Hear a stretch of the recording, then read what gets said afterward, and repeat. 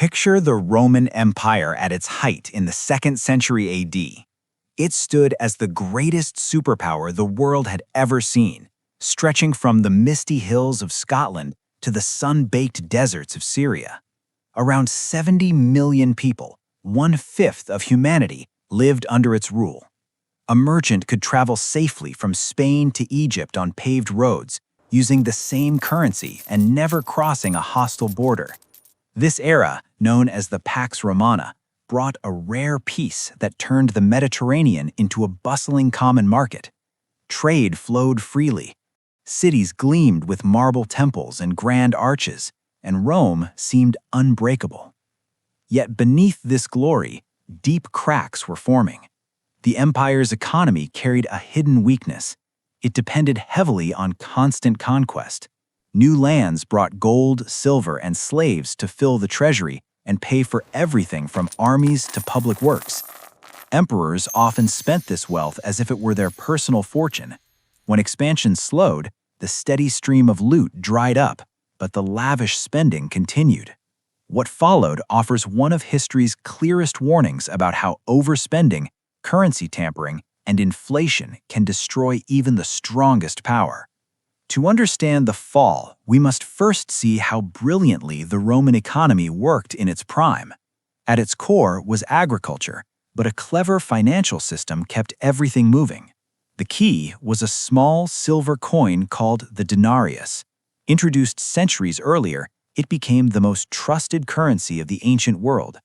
Each coin held nearly pure silver, weighing about 4.5 grams. Soldiers received their pay in denarii. Taxes were collected in them, and merchants across the empire relied on them for trade. This reliable money created the first true common market around the Mediterranean, which Romans proudly called our sea. With pirates cleared from the waters, regions could specialize. Egypt grew vast amounts of grain to feed the cities. Spain produced silver, olive oil, and wine. Britain supplied wool and tin. Connecting it all was an astonishing network of roads, over 50,000 miles of sturdy, well-built highways, boosting commerce everywhere. Taxes funded the army, roads, and government. In the empire's healthier days, rates stayed low, often just 1 to 3%, paid in those solid silver coins. Life felt prosperous for many, but two major flaws lurked beneath the surface, ready to unravel everything. First, Rome had fallen into a plunder trap. Much of its wealth came from conquering new territories. Booty and slaves kept the books balanced and soldiers loyal. When Emperor Hadrian chose stability over further expansion in the 2nd century, the empire reached its largest size and stopped growing outward. The easy inflow of riches ended abruptly. Now Rome had to live on what it produced internally, and that simply could not cover the huge costs. Second, the heavy reliance on slavery hurt long-term growth. With millions of slaves providing cheap labor, there was little reason to invent machines or improve tools.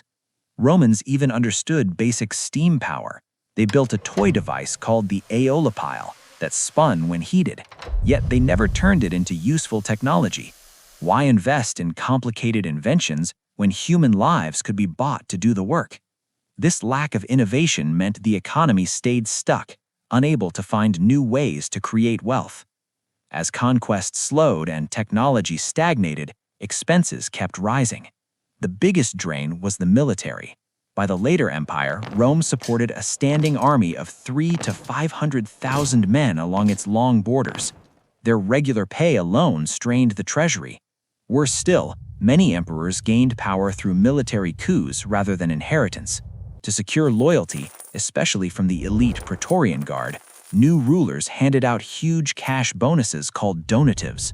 Once soldiers grew used to raises and gifts, cutting them back risked rebellion. Troops would simply back a rival general who promised more. Military costs spiraled higher with no way to reverse them. Faced with massive deficits, Rome could not borrow like modern states. No real bond market existed. Leaders had two choices: raise taxes heavily or cheat the currency. They chose cheating, and that choice sparked disaster. It began quietly under Emperor Nero in 64 AD. Short on funds after the Great Fire of Rome, he ordered coins melted down, mixed with cheaper copper, and restruck in greater numbers, while keeping the same face value. Silver purity dropped from nearly 100% to 90%. At first, it seemed like a clever fix, but once started, debasement became habit. Later emperors needed ever more money for wars, plagues, and armies.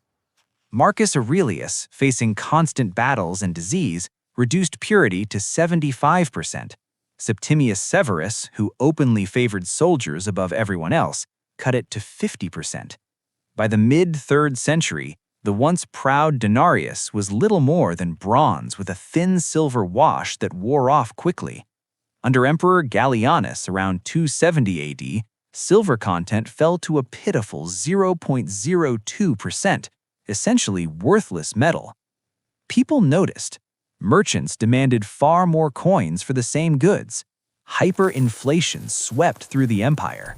In the 2nd century, a standard measure of wheat cost half a denarius. By 335 AD, the same amount cost thousands. Savings vanished overnight. Middle-class families, shopkeepers, craftsmen, clerks, who kept wealth in cash lost everything. Only the super-rich holding land and gold stayed safe. Trust in money collapsed, and with it, the bonds holding society together. The 3rd century brought 50 years of chaos known as the Crisis of the 3rd Century. Between 235 and 284 AD, nearly 50 men claimed the throne, most killed by rivals or their own troops. Political instability killed confidence. Few dared invest or start businesses when tomorrow was uncertain. Long-distance trade networks crumbled. Merchants refused deals paid in unreliable coins. Barter returned in many places. Soldiers often received food and supplies directly because even they rejected the official currency. In 284 AD, Emperor Diocletian took control and tried drastic fixes. He issued the Edict on Maximum Prices in 301 AD, setting legal caps on over 1,000 goods and services, with death for violators. Predictably, it failed. Sellers hid goods or turned to black markets rather than lose money. Shortages worsened. Desperate for revenue, Diocletian overhauled taxes, making them brutally heavy. Local councilors became personally liable. If their district fell short, they paid from their own pockets.